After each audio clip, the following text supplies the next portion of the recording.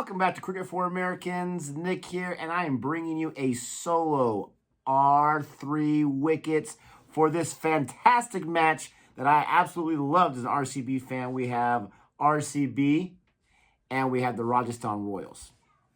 And this match confirmed a few things. First of all, this match confirmed that RCB is the real deal, ladies and gentlemen. Sorry, all you RCB haters. Sorry, all of you that have been making a living, who've been living your life dedicated to bringing down the Royal Challengers of Bangalore, because this just might not be your season to be able to enjoy that too much. Yes, I'm not saying that they're going to be undefeated and they're never going to lose, but they are very, very good, and this match once again confirmed that. It also confirmed that the Rajasthan Royals may be going for that wooden spoon because, oh my goodness gracious, it wasn't good for them on either side of the wicket today. So I'm ready to talk about this, and this is not me crushing the Rajasthan Royals, but as an RCB fan, oh man, I'm so excited. So this match started off with RCB winning the toss, and then Virat Kohli opting to bowl, which I was like, I don't know. I don't really trust the chasing. But later on in the match, they thought the score would get higher. Maybe dew was a factor. I don't know. But Rajasthan Royals, they batted first. And to start off, it was not looking good. They lost like 5 wickets, in like the first 10 overs or so, or at least 4 in the first 10 overs. It took a while for that 5th wicket to drop. Josh Buttler went down after 8 balls. Vora went down to 9 balls, 7 total score. Sampson got 21, went down after 18 balls. Miller went down for a duck after 2 balls. And then you had some solidarity there. RCB chased, and I'm not going to lie, being an RCB fan now for just a season plus, I started last year, I already saw what people were telling me about RCB, about how they have the ability to choke and how they have the ability to mess things up. Last year they started off hot. I think they were like 3-1 or something like that, and then they lost several of the last few matches. They stumbled in the playoffs, and they didn't make it out of the first round of the playoffs. So I was a little worried. I was like, okay, Rajasthan put up 177. It's not a high score here for Mumbai. We've seen 230 be chased, for crying out loud, 220, all that kind of stuff. But there's a small part of me, I was like, if we lose some early wickets, Virat's been out of form the last few matches, got out early.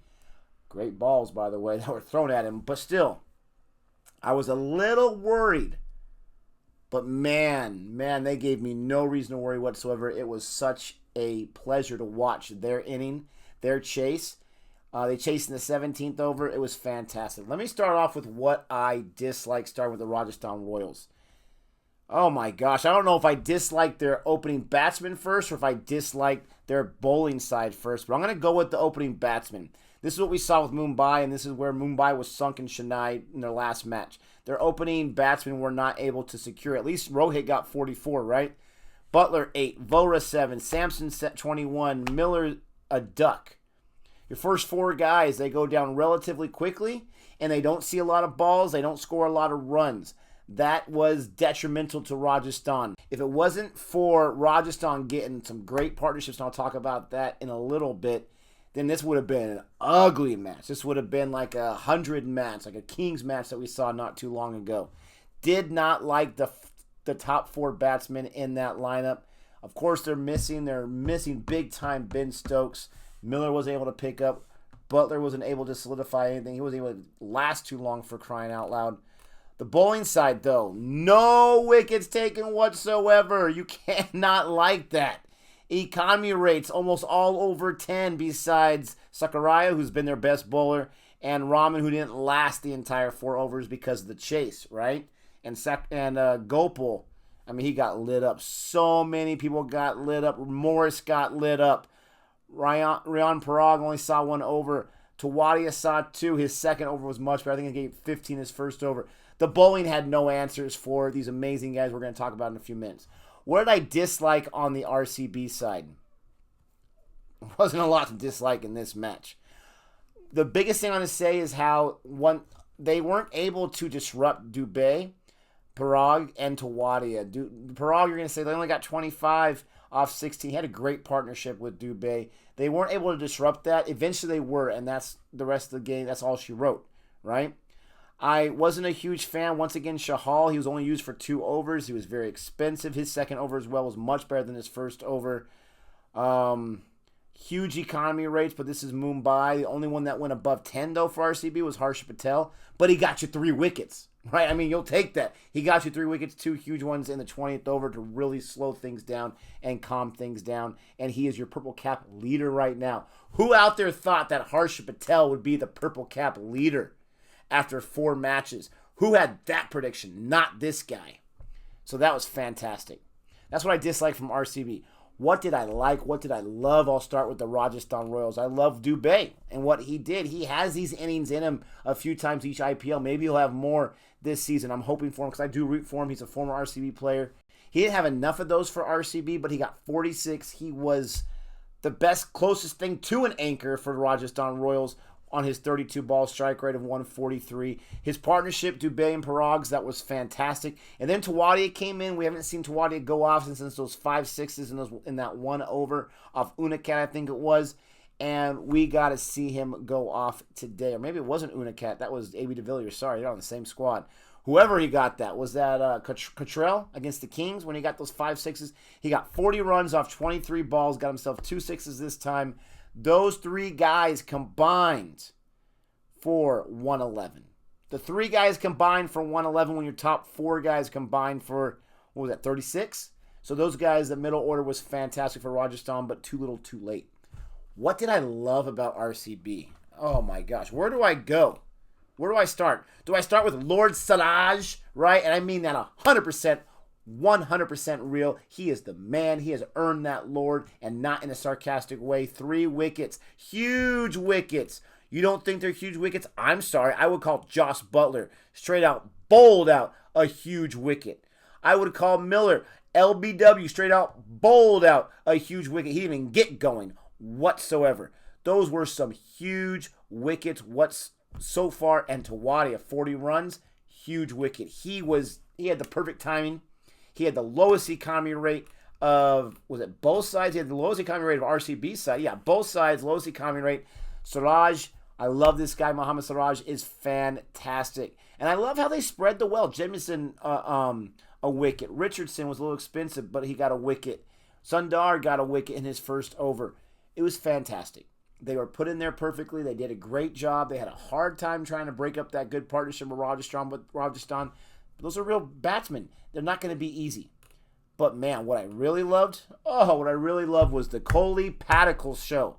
I took Padikkal for the first time since the first match of my fantasy squad. I thought he's too good to be left down, be kept down for too long, and he was amazing. He came through big time. But Kohli was fantastic. I mean, obviously, the biggest performance was Padikkal with the century. Hats off to Padikkal for a maiden IPL century. You were getting centuries in domestic, and now you're getting the IPL. Way to go, big fella. You really are amazing with your 11 fours, your 6 sixes. He had 17 boundaries. This guy was fantastic. A strike rate of almost 200 when he saw 52 balls. He was amazing. He could do no wrong. There was times where Kohli was settling for singles because it took him a little while to get his innings going.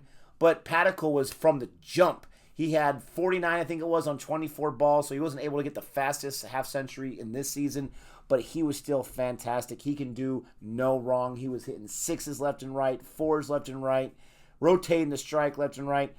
This partnership is what RCB has the potential of. You didn't even need Ahmed, Maxwell, ABD. Are you kidding me? You didn't need those guys, and you were able to chase in the 17th over? Wow, it was fantastic. Kohli, he built his inning beautifully. Beautifully. He had like 100 strike rate somewhere around there for his first 22 balls. And then he just Steve Smithed it like we saw in that ODI series not too long ago in Australia against India. 72 runs, 47 balls, 9 total boundaries, 3 sixes, 153 strike rate. RCB is loaded. RCB is loaded.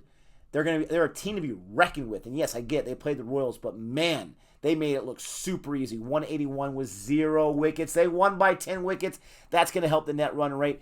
CSK still has a higher net run rate, but they're really, really close to RCB. Is another match like this, and they can take that net run rate, which means CSK can tie them and wins all they want. RCB will still have that top spot, and yes, they're the top spot. I love this. The potential with this squad is fantastic. They have so many amazing players this year, and they're all playing really well. Jamison, I was worried about. Fantastic. Maxwell, I was worried about. Absolutely fantastic, and you're not even using his spinning abilities. He is amazing. And you're not even using his bowling capabilities. It's just, it's great. We're like in an upside down world right now, RCB fans, and we are going to ride it as long as we can. What did I learn? What did I learn? This is something that I've been learning for a while. It's going to be for both sides, part of it. The IPL does not have parity. Not this year. Not so far. And I get it. 4 matches, Nick. Calm down. There's 10 more for each squad. There's no parity right now. There's no parity right now. Not whatsoever. 8 points for RCB. CSK, Delhi Capitals, 6 points. Mumbai Indians, 4 points. Everyone else, 2 points. And they've all played 4 matches. Everyone else, 2 points. After 4 matches, RCB has a 6-point lead over the 5th place team. There's no parity this year. It's RCB, CSK, DC, Mumbai who just don't have a collapse, and you're going to the playoffs if you keep it this way. SRH, KKR, Punjab, Rajasthan, yes, obviously you still have a chance. But, I mean, look at the bottom 3 guys. They've lost 8 of 9 matches combined. Where are they going to go? And they're going to beat up each other. They're going to play on each other. The top 4 teams are going to keep rotating against the bottom 4 teams and keep getting wins. I mean, it's ugly early. We'll see how it works out late. If you look at the runs scored for each squad, besides Mumbai and SRH, you know, they're all in the 600s, 700s. Don't know what's going on, but those top 4 teams, they are just dominating right now. There's not enough parity, not in the IPL this season, and that is what people come to the IPL for, is just great matches through and through. And we're seeing a lot of these kind of ugly matches recently. So that's what I learned. Let me know what you think. What did you learn? What did you like? What did you dislike in this, was it 16th match? Fantastic match for RCB fans. If you're an RCB fan, give me that thumbs up. Give me that love. We deserve it, for crying out loud. If you're not and you like my segment, give me a thumbs up. Don't forget to subscribe to the channel if you haven't done so yet. Check out some other videos we have. We do a lot more than just breakdowns for IPL and watch and live matches for IPL. We do a lot of things cricket. Check out other videos. Thank you so much. And before I leave, Gabe's not here, but I'm still going to do my fantasy picks. I got to mention Gabe once again mushed. He mushed him, right? He mushed Reyna where Reyna didn't even get in the squad. He mushed Maxwell, didn't affect RCB like his mush didn't affect CSK's win yesterday. Maxwell didn't even get a chance to really do anything besides what? He got 1 or 2 catches? Right? His mush effect is real. His mush effect is real. I went with Padicle and Kohli on RCB. They were both amazing. Kohli was my captain. I absolutely loved it. The match coming in tomorrow. Tomorrow's match, we got the Punjab Kings against Mumbai Indians. Mumbai Indians, you better win this match. I don't care if it's in Chennai. You better win this match. And I am going to be rocking for my fantasy pick. I think a man named Bumrah is due. Oh, I think he's due for some wickets. Even though it's a turning track, I do think he's due. I think he's going to get at least 2 wickets. If he gets 2 wickets, that's going to be huge because hasn't got a lot of wickets this season. Let's go over the numbers. He hasn't got from the top of my head, I want to say he hasn't gotten more than 3 total. Let's see if I'm way off base. He has 4. Okay, so he has 4. 1 wicket each match. I think he's going to get 2. He's going to double his average. He might get more. That will be my sleeper pick for tomorrow's match. And let's hope that the top 4 from Mumbai, they do something. And let's hope the bowling's able to do something because Punjab, they're not asleep yet. They're not dead yet. Thank you so much for tuning in. Don't forget to come back for some more videos from Cricket for Americans. And until next time, adios.